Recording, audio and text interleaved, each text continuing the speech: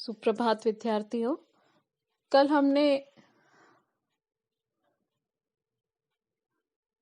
भारतीय स्वतंत्रता से पूर्व के सुप्रतिष्ठित रचनाकार एकांकीकार उपेंद्र नाथ अश्क जी का संक्षिप्त परिचय और उनके द्वारा लिखित नया पुराना एकांकी के विषय में चर्चा की थी, जिसके अंतर्गत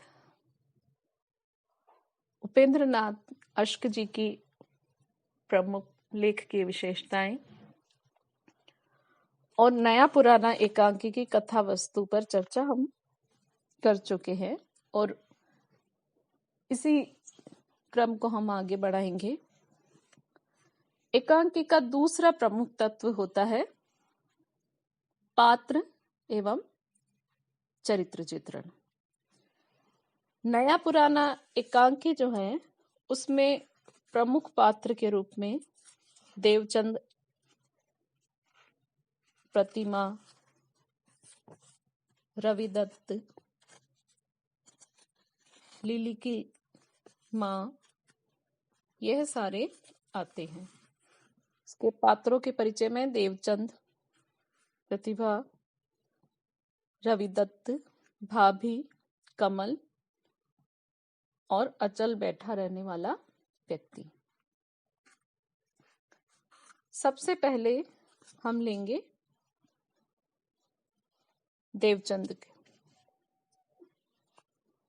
देवचंद एक कर्तव्यनिष्ठ ईमानदार अध्यापक है। वह कर्मनिष्ठ तथा दूसरों की भावनाओं को भली भांति समझते हुए उनकी कद्र करने वाला है। देवचंद की चरित्र की प्रमुख विशेषता है कि वह अपनी बात को पूर्णतया स्पष्ट रूप से कहने के आदी हैं और आधुनिक दौर के जो स्वार्थपरता है, लालची प्रवृत्ति है, उनसे वह सर्वथा दूर है।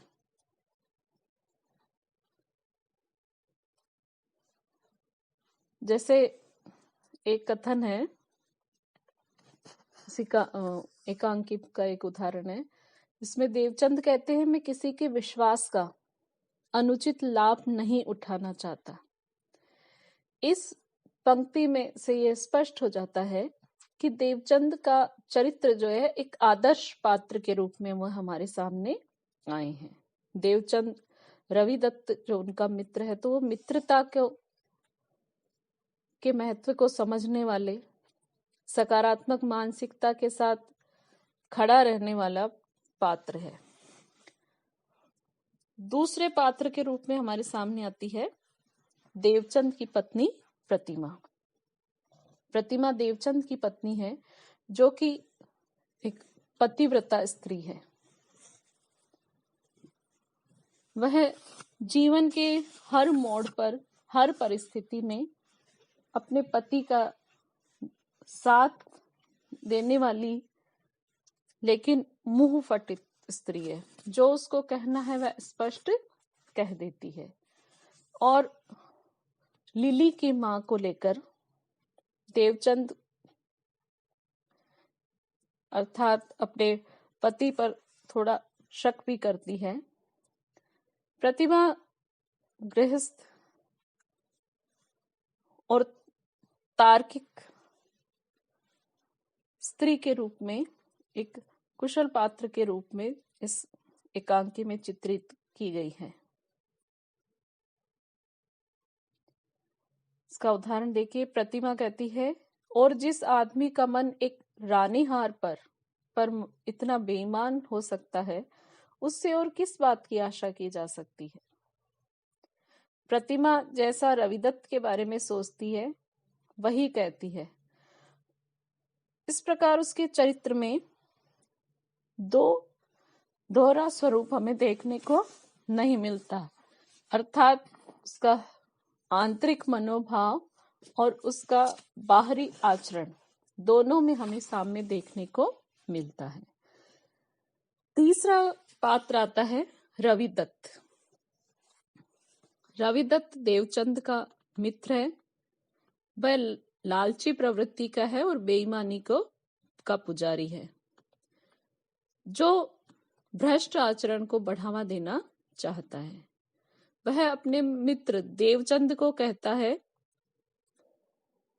कि उसको जो लिली की माँ के गहने अमानत के रूप में देवचंद के पास रखे हुए हैं, तो उससे कहता है कि उन गहनों को तुम हजम कर जाओ।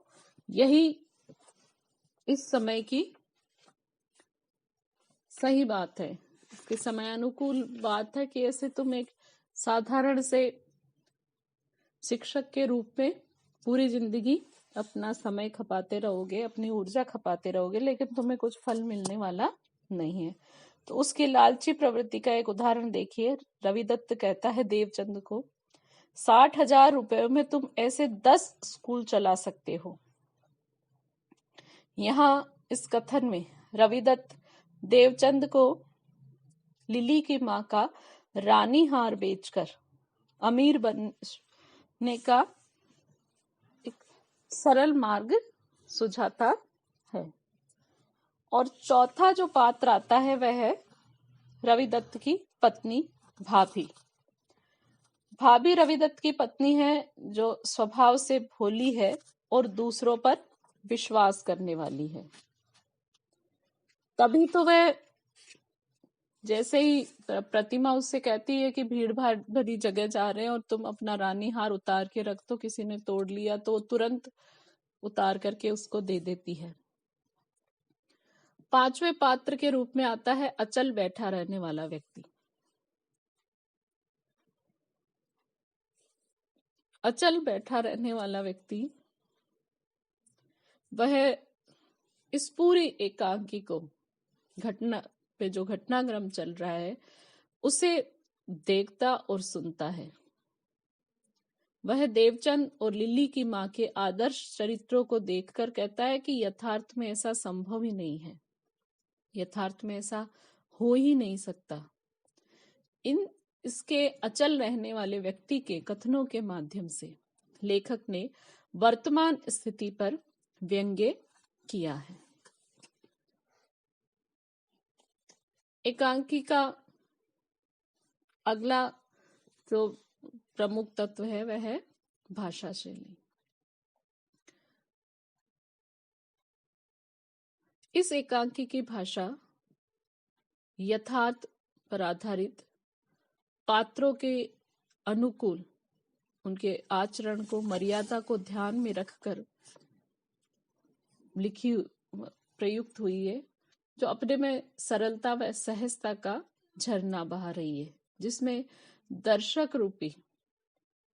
दर्शक जो है तल्लीन होकर के इसमें इसका आनंद लेते हैं। इसका उदाहरण देखिए, जब लिली माँ और देवचंद का जो संवाद है, उसमें लिली की माँ उनसे कहती है, देवचंद से, कि लेकिन आपने वादा किया था कि आप लिली की शादी तक इन्हें अपने पास रखेंगे। देवचंद उत्तर देता है, पर अब यह मुश्किल है। लिली की माँ चुप सोचती है, मैं प्रतिमा के तानों से तंग आ गया हूं। लिली की माँ, प्रतिमा तो पहले भी ताने देती थी। देवचंद कहता है, मुझे इनके चोरी हो जाने का डर है। आप जिस तरह मुझे यह अमानत सौंप गई थी, उसी तरह ले जाइए। इसके वाक्य बड़े सरल व स्पष्ट है, जैसा कि अभी जो आपको उदाहरण बताया उसमें यह स्पष्ट हो जाता है। ये अगला इसका बिंदु है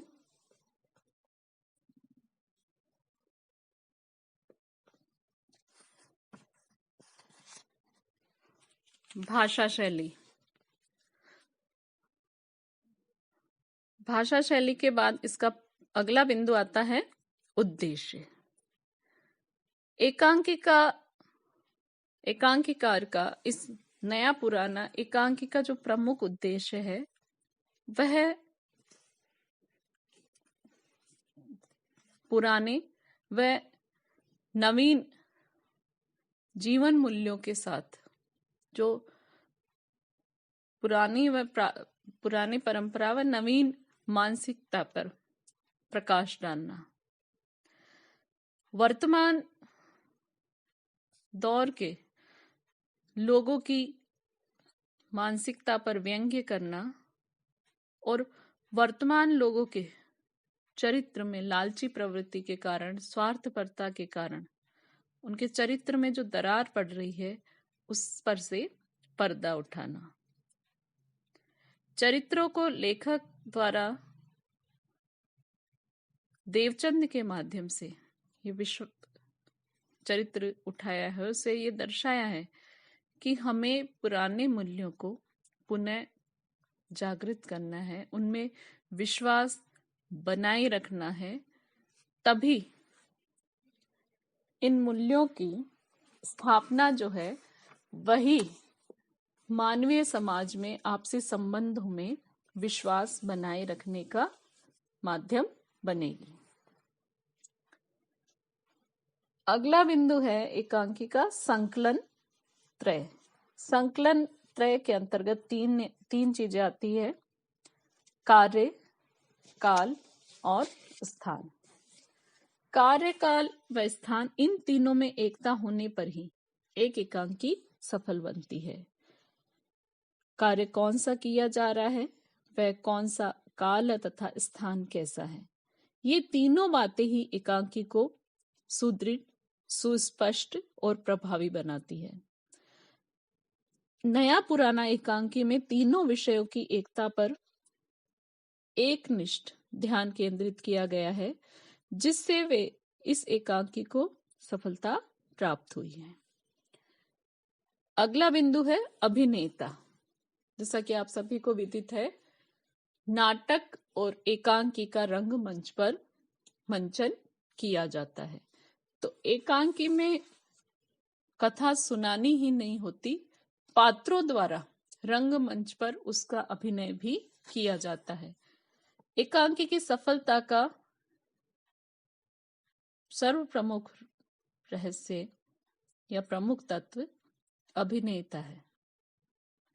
जिस प्रकार का अभिनय किया जाएगा उसके समकक्ष ही एकांकी को मापा जाएगा। इस एकांकी में अभिनेता का पूर्ण ध्यान रखा गया है। समय व तर्कों के अनुसार कभी पात्र क्रोधित रूप में आ जाते हैं तो कभी कोमल स्वरों में आ जाते हैं, जैसे प्रतिमा धीमे स्वर में, रानी हार इस अलमारी में बंद है, यह लो चाबी। देवचंद प्रसन्नता से हाथ पर हाथ मारकर, मुझे तरकीब सूझ गई है। इस प्रकार इस एकांकी में अभिनय का अनुपम पुट मौजूद है।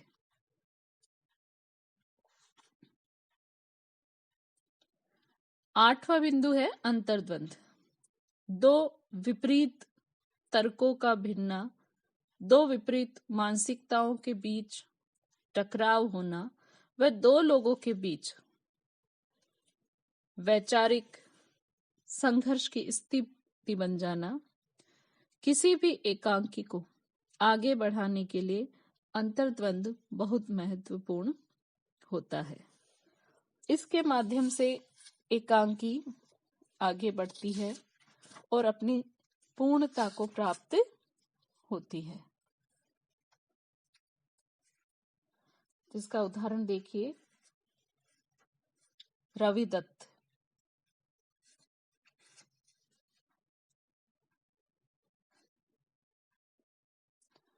देवचंद से कह रहा है, कहता है, रविदत्त हंसता है, अमानत में खयानत, तुम बिल्कुल भोले हो मित्र। दुनिया में हर बड़ा छोटे का, हर सबल निर्बल का, हर ऊंचा नीचे का माल छीनता है, उसकी अमानत में खयानत करता है। देवचंद अपने मन से लड़ते हुए, नहीं नहीं, मेरा स्कूल, उठकर फिर बेचैनी से घूमने लगता है। रविदत्त, 60,000 रुपयों में तुम ऐसे 10 स्कूल चला सकते हो। देवचंद रुककर, 12 वर्ष के परिश्रम और दयानतदारी से हासिल की गई मेरी प्रतिष्ठा। इस प्रकार हम देखते हैं कि नया पुराना एकांकी में विचारों के अंतर्द्वंद को स्पष्ट रूप से लेखक के द्वारा प्रस्तुत किया गया है। इस प्रकार नया पुराना एकांकी में उपेंद्र नाथ अश्क जी ने मनुष्य की मनोदशा, उसके गुण अवगुण, उसके चरित्र में आने वाले उतार चढ़ाव, उलझनों का बड़ा सुंदर चित्रण किया है। व्यंग्य के रूप में कहीं कहीं अपनी बात रख करके इसका चेहरा ही उन्होंने बदल दिया है। वर्तमान स्थिति की जो कमियां हैं उनके विषय में अवगत कराया है और लेखक का वर्तमान परिस्थिति से जो संबंध बताया है वह लोगों के संबंध। अद्वितीय एकांकी का इसमें मंचन भी उनके द्वारा किया गया है। इस एकांकी का जो प्रमुख भाव है, उद्देश्य जो है कि लेखक समाज में जो लालची प्रवृत्ति आई है, स्वार्थपरता आई है, उसके बीच भी कुछ लोग अपनी कर्तव्य निष्ठता, देवचंद जैसे पात्र जो होते हैं वह अपनी ईमानदारी, अपने जीवन मूल्यों से, अपने चरित्र से नहीं डिगते हैं। और इसमें रविदत्त द्वारा कई जो बड़े बड़े कथन कहे गए हैं, जो संवाद है देवदत्त और रविदत्त के मध्य, उनके माध्यम से अश्क जी ने समाज के जो अलग अलग क्षेत्र हैं उनमें पैर पसारता, स्वार्थपरता, भ्रष्टाचार, इन पर व्यंग्य किया है और इसकी कलई खोली है। एकांकी के मंचन की दृष्टि से भी, अभिनेता की भी दृष्टि से भी ये एकांकी सफल है। इसमें मध्यम वर्गीय, एक निम्न मध्यम वर्गीय परिवार को दर्शा है, तो इसका जो पूर्ण रंगमंच का जो इन्होंने कमरा बताया है वह उसी को ध्यान कर मध्यम वर्गीय परिवार के घर का एक दृश्य इसमें प्रस्तुत किया गया है। तो इस एकांकी में रंगमंच पर प्रस्तुतिकरण की दृष्टि से भी ये अनुकूल है और एक ही घटना को, एक ही विषय को इसमें बहुत गहराई के साथ लेखक के द्वारा उठाया गया है। तो एकांकी के तत्वों के आधार पर जब हम नया पुराना एकांकी की समीक्षा करते हैं तो ये पूर्णतः पात्र, चरित्र चित्रण, कथा वस्तु, भाषा शैली, अभिनय